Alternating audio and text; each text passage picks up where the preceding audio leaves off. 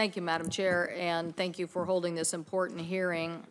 As you mentioned, the omnibus, I think, represents a significant step forward, but much more to be done, and I welcome Ms. Christensen's input into many of these issues, including the one you just mentioned about sexual harassment.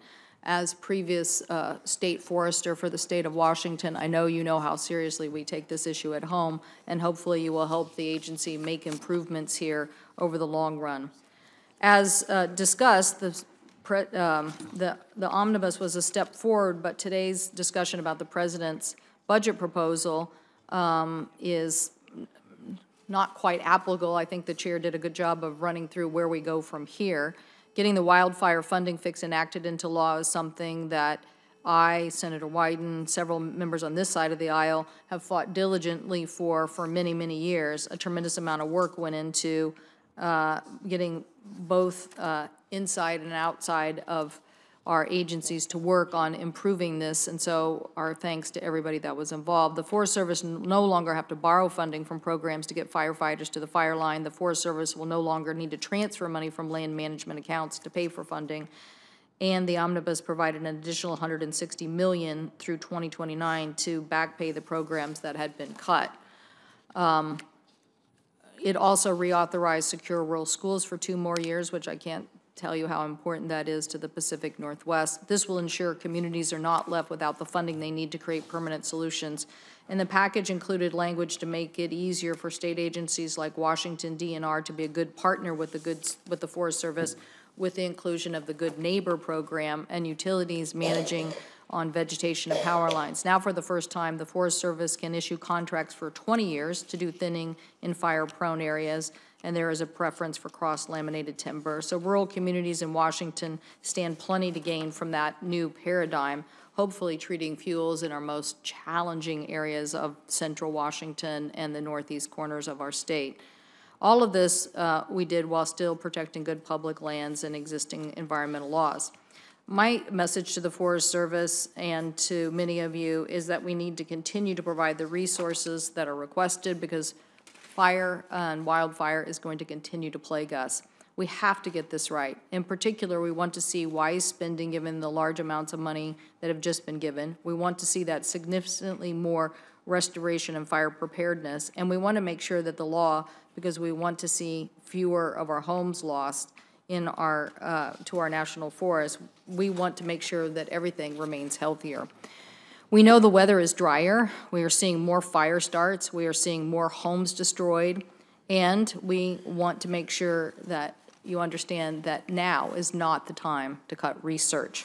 To get ahead of the wildfire problem, we need robust science. The Forest Service Fire Lab in Seattle is an example of that kind of research.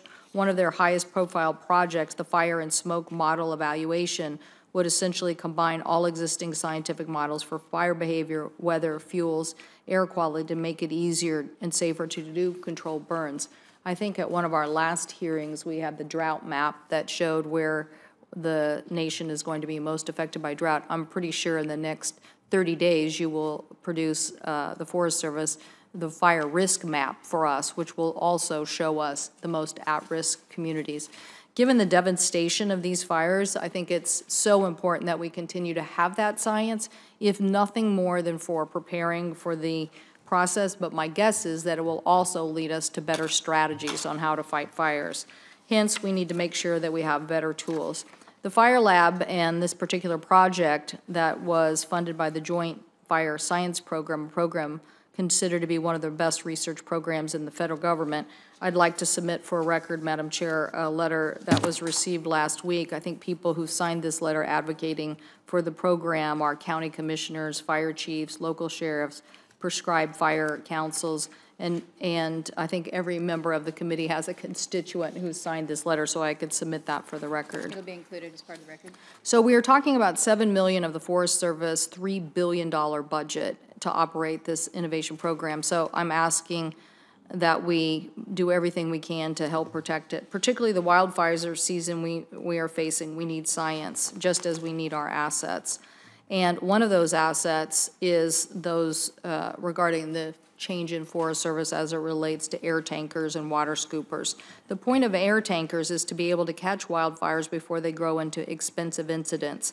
So I am concerned about a policy that would leave these air tankers unable to fly when they are ordered for up to 48 hours. With the number of fire starts, I understand the Forest Service trying to be economical, but how does it add up if those fire starts turn into more explosive fires? I don't know if I have right here in my comments, but the Carlton Complex fire was over 100,000 acres in one afternoon, and that was dotted by many other fire starts in the area. So basically, all the resources ended up going into one particular part of the Okanagan, while other parts of Pend Oreille County were on fire and could certainly use some help and support. So under exclusive use contracts, an air tanker has to respond within 15 minutes. To me, that sounded like a good process.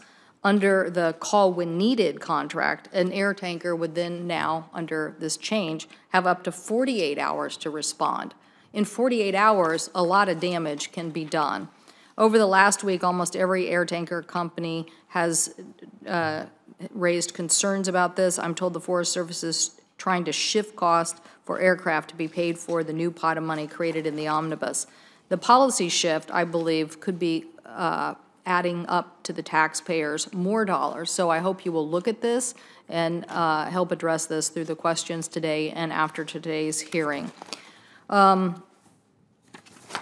I look forward to working with you as the committee continues to move forward on fire issues and to make sure that we have a level playing field. Again, thank you, Madam Chair, for this hearing and allowing us to ask important questions.